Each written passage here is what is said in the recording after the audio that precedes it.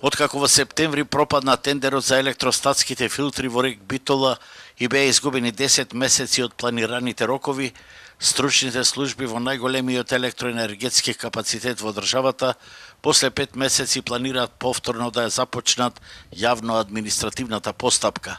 Ова беше речено на денешниот прес во рек Битола. Направивме темелна анализа на јавната постапка за да не ни се случи повторно истото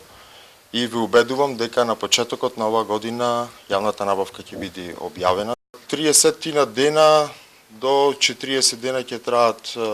процедурите, односно време траењето, меѓутоа нормално тука има и дополнителен временски период, евентуални жалби. Дали оптимизмот е реален, бидејќи се очекува до 2022 година целосен ремонт на филтрите, ќе се види во наредните години, но факт е дека и раководството на комбинатот е под силен притисок од битолската јавност поради аерозагадувањето. Во меѓувреме, во државните електрани започната е постапка за набавка на механизација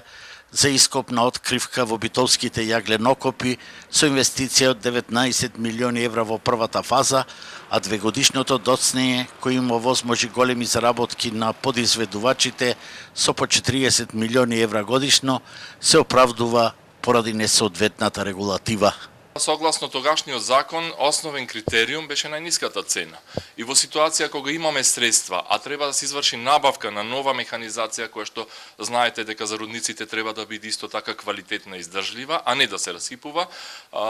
цената сметавме дека не треба да е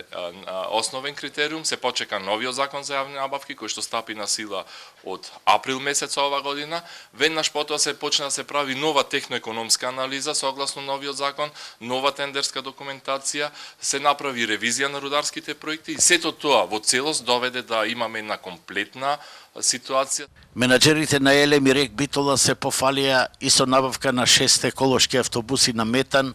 кои штом се слободни ќе бидат користени и за училишен превоз, а годинешното производство на струја е реализирано со 3158 гигават часови електрична енергија или 7% повеќе